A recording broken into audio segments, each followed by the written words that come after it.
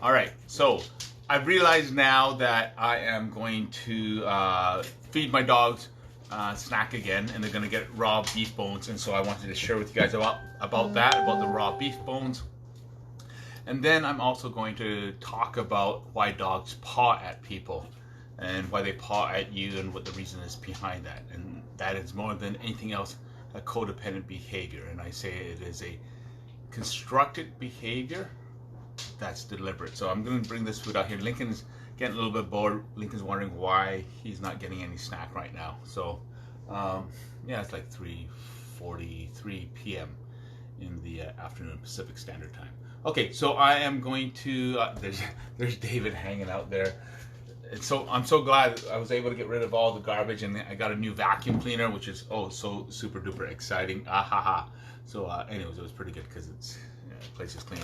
And I still have my Barry Bonds card that I need to put away. Okay, so I'm gonna go take these guys outside, and I'm going to have snack, and then we're going to see what's going on with them. Okay, so here's a snack, and you can see that. Actually, you know what I should do? I'm gonna show you how heavy the bones are, and then you're gonna go, oh my gosh, these guys are giants. And of course it's gonna be quite a bit messy because they just ate. So I'm trying to figure out where to put everything. All right, so it's gonna be kind of cool. Let me just go grab this. I'll show you how much they're eating. Okay, here we go. And then this is just one of the bones. So I'm gonna just switch this over. It's kind of messy, so please don't kill me. Okay, so that's David's bone. So it's gonna be in grams. So it's 0. There's David. He is so impatient. So there's one of the bones here that will possibly go to David, and that is over 1 pound. So what is it? 1 pound 6 ounces. So that one will go to David, and then this one will probably go to Lincoln, which is 1 pound 5 ounces. Depends on on whoever's heavier and all that, and the type of bones. So that one's 1 pound 3. So this one will be David's, Lincoln's, and then William's will be here. Yeah, it's so gross. And then I have little pork bones for Minky, and for Mr. Minky here. And then this one here is for yuck. Okay, there we go. So we're gonna do that. The other one was for Sammy. All right, so I'm going to bring them out there. You'll see how they will be all waiting patiently. The dogs have learned the concept of time in the abstract of learning to endure and self-regulate. So instead of getting excited, being impatient, and fighting with each other, especially these dogs have histories of being very vicious, extremely skittish. Some have tried to kill human beings. So it comes to the point where, how does the integration happen? And usually it's quite simple. All right, so Lincoln, I'm going to bring Lincoln outside because he's going to come on his own here. Lincoln, come on. Okay, so they're going to come out here and go through this screen thing that lasted with the duct tape for less than 3 weeks. And then here we go. So here's David here. So the whole gang is out here. No David. So you see the bones right here. Right. So I haven't gone and done anything that was like, have to be David to be vicious to them or anything like that. I haven't had to discipline them. They just learned to wait their turn. So we're gonna have the bones out here. There we go. So we can see the little bones out here. And so Sammy's gonna get the first one. So I'm gonna switch this over so you guys can see little Sammy, and then you get to look at the bones. Okay, so this little one is gonna go to Sammy. Hi, little Sammy, because Sammy only has 2 legs. There you go, Sammy girl. And then the next one is going to go to Lincoln, which is that second heaviest one, which is 1 pound 5 ounces. So that goes to Lincoln. There you go, Lincoln. And then Minky gets it. Minky, come please. So the question is whether or not Minky wants to come. If he doesn't come along, that's okay. So I'm just going to give him time. I'll put it away. I'm just going to wait there as you see them just waiting. This is not taught. This is them learning themselves to be patient. I didn't make them stand or sit. You can see that look at this physical structure, right? The gait structure in the front, perfect. In the back, there's anticipatory behavior. You can see that part now from instead of me carrying or holding him. And then there's David, right? So now here's William. So William will get his. Here you go, silly boy. There you go, William. So now Mickey becomes interested. So David is going to get his, and this is the one that's 1 pound 6 ounces. So look how small he makes it. Hello, silly boy. See how small he makes the bone? And then he's concerned about Minky. So here we go. Minky, here you go, silly boy. Hello, Mr. Minky. You're okay. So I just hold it there. If he takes it, he doesn't. Sometimes if I drop it on the ground, he'll pick it up, which is not what I want him to do. And it's just an engagement behavior on his end with the human perspective. If I drop it on the ground and he picks it up, it's just an aspect that he goes, oh, well, I don't have to engage with you. See the tenderness that he does? That's what he wanted. He wanted to drop on the ground. So I'm going to keep it in position so that he knows that I'm not trying to tease him, or as what's erroneously said by some people, to lure the dog. See, this is not an aspect of it. That Minky absolutely loves raw, especially pork. I'm going to switch that over here if I can without the grease on there. Sorry, guys. Oh my gosh, I was going to put him on some of those silly little cartoon things. But so you can see this behavior, right? Like literally. So David is eating this thing that, you guys saw, is 1.5 pounds in his behavior. And then there's Lincoln over there. His is just as big. And then William over there. And as you saw, and then Minky's not interested in the food, literally. And there's no aspect on Minky's end, because I'm just going to switch this over.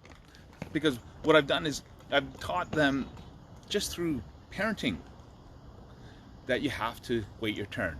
So they understand chronological seniority, which I explained before in other lives about addressing your dogs, if you have more than one, in order of how they are in the home. If you have a friend's dog, your dog has their friends come over, etc., then they're going to also have a chronological seniority. Then it allows your dog to maintain their self-esteem. If a dog has self-esteem and cogency of structure emotionally, then they are able to self-regulate. Then they don't get upset because they look to us, nonverbal fluency, they look to us to be able to address, to help console them, to help them feel safe. So even David, there he is, he looks around. As he looks around, then he goes, oh, okay, where's William? William's the one that always takes my thing, and then he sees William up over there, and then there's Lincoln there, which Lincoln's relatively, used to be extremely resource significant in his behavior, as well as Lincoln used to take socks and swallow them, and cloth and swallow them, stuffed animals, eat the squeaky toys, all those things he would swallow. Then I'd have to use a 1 to 10 ratio of hydrogen peroxide 3% to water to induce vomiting, and you know, so a lot of things can happen because of the dependency issues. The reason why a dog takes toys and swallows them and all that stuff is an interdependent behavior, and the dysfunction is always attributable to low self-esteem. If you use a human psychosis bridge of that aspect of it, then you look at somebody who fidgets or picks at their skin. That kind of dysfunction that occurs, how your dog processes an extreme complexity of feeling low self-esteem, is to then find something that they can identify with, which is an interdependent relationship through the human being. And of course, when a dog eats, and we can go into a bit more structure on that part, you get the picture, right? So if you figure out why behavior happens, then everything makes sense. So Lincoln doesn't take that anymore. I was going to talk about happy tail and all that stuff. How happy tail is an extremely simple thing to address. You don't need surgery, you don't need medication. And happy tails, especially with a Great Dane, the tails are so big that they constantly bruise and cut them open, exposing the bone sometimes. Tonka, when he first arrived, had his tail docked down to about 7-8 inches, and that's a dog that stands over 6 feet 6 inches on hind legs. He lost his tail twice. Literally, the first time, happy tail against the walls in the shelter stall, bled part, they took that part off. He did so again the second time by actually chewing his tail off in one night. So his dysfunction is extremely dangerous, extremely predatorial. So then that kind of activity that goes through a dog's mind has to be addressed by destructuring the finite appearance of behavior and delayering it, right? Getting all the layers of that happening with them.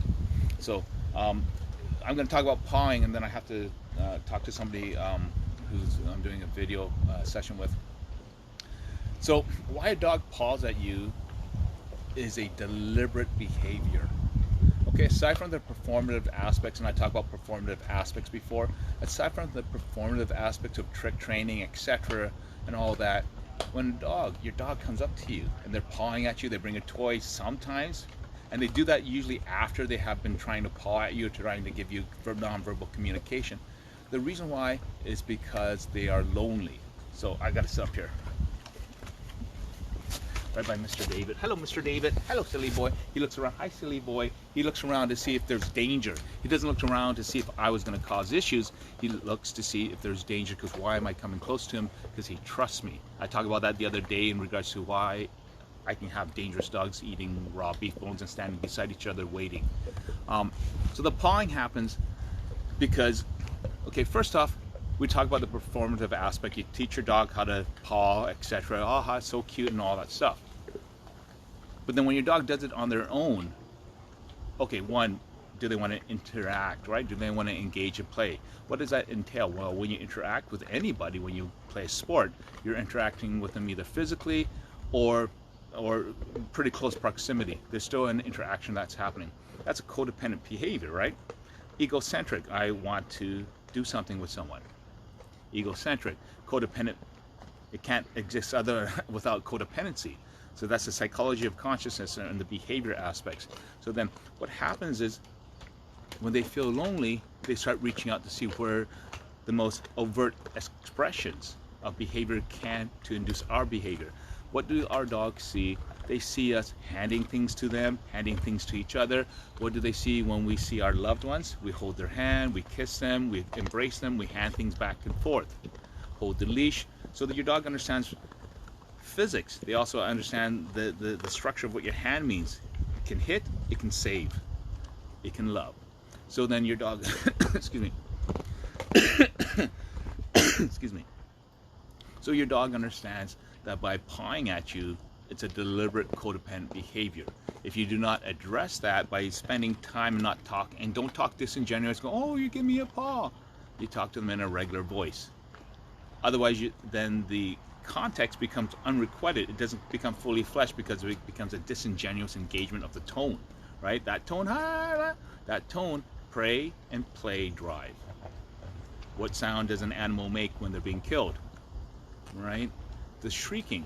So when you bring up the tone, that's why the dysfunction, the treat aspect, and when you see people in the parks and all that stuff, it doesn't work. Excuse me. I have hay fever, and they just cut the landlord had the lawn cut. Excuse me. All right. So the pawing happens where, pawing happens so where your dog is actually wanting to actively engage. So they are taking a memory, right? I talked about abstract memory yesterday and the construct of that, familiarity, and the slideshow type of presentation of that, if you put that into kind of a simplistic perspective instead of an autonomy process. So then you see what happens is that your dog goes, oh my gosh, where have I done this before? How do I feel lonely? They start going through the emotions. Like some dogs, for example, that are dysfunctional, that they'll start coughing on leash on purpose, even though they're not pulling on the leash, because they're not getting enough attention. It's psychosomatic. Minky, Minky, Minky. So David's getting Minky's bone there. As you can see, hi Minky. David, you're okay, David. Right, David, you're okay. So I'm just going to touch David here. So that also keeps that part here. As we go, hi silly boy. And then there's, look at Minky. Minky's tail position, his hackles are up a little bit. Minky, you're okay. So Minky comes over to me for consolation. Watch this. Here he comes. This is his cogency structure, right? When the dog feels unsafe or unable to process the emotion, I bring them over to me. Hence the hugs. It's just not physiological and being able to feel respiratory aspects of behavior. It's also to be able to give your dog that sense of grounding, the stillness of the hand. That's it. It's a reliability. Hello, silly boy. When I used to do this in the past, he used to attack me. It's taken a long time. Hi, silly boy. Hi, silly boy. And if you listen to the videos when he first arrived, I'm using the same voice when I talk to him. Hi, Minky. that kind of silly tones and all that, because that's his voice key, that sound that he hears. Just like how some human beings like rock and roll music, some people like symphony, EDM. We all have different tastes in music. So does your dog have in rhythm, in behavior, and processing, because it's psychological, it's biological, the process of consciousness. And you see this right here. There's David. In self-regulation, what does he do? As Minky is literally this close, Minky, no, Minky, please. I use that tone of voice, right? And there you go. Is that part of addressing? I mean, there's Minky, who's eating the part where, and see how David has turned his head, and now he's purposely pretending that there's some flies and all that stuff behind him, but in actual fact, that's obfuscation for true intent of checking to see whether Minky is performing any behaviors that would be untoward. In other words, would there be a fight? So then we look at the mannerisms that happen at the nuance scale. Hi, Minky. So the pawing is what happens, is that the dog will paw at you because they want to engage you. So when that happens, you must calmly engage with them and spend time. Don't move your hand all over the place. Don't use a disingenuous voice, right? Pray and play drive. That means the interaction becomes disingenuous. You're using a fake voice. And I always say this to people, I'm just going to say Peter, Paul, and Mary for those old people like me. If I was to go up and meet three people, like Peter, Paul, and Mary, I'd be, hi, Peter, hi, nice to meet you, Peter. Hi, Paul, nice to meet you, Paul. Hi, Mary, hi, how are you, Mary? Right, the person named Mary is going to go, geez, James is a jerk. So they can, right, you can hear the tone. You talk like that to a child, right? You talk down to a child in that voice, the child's going to look at you and be like, don't talk to me like a baby. And you're like, you're a baby. Egocentric behaviors, psychological behaviors rooted in the compartmentalization of that false positive, as I talk about in my audacious theorem. So it comes to the point then for Minky. See the interaction here, right? David's walking there, and now Minky's going to come in for the food. Right? See that part? See the behavior? See the structure there? We can see that predator. Minky, watch Minky's face. Look at his face. Look at that. That disengagement. Hi, David. See, he's coming in for that. And then as David walks by, because David knows I'm over here,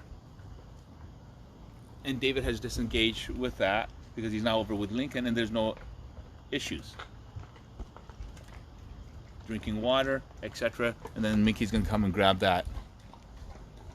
So the articulation of emotions is always, and I always use this voice that's contrived on purpose so the dogs don't hear me talking normal tone of voice. So I always use,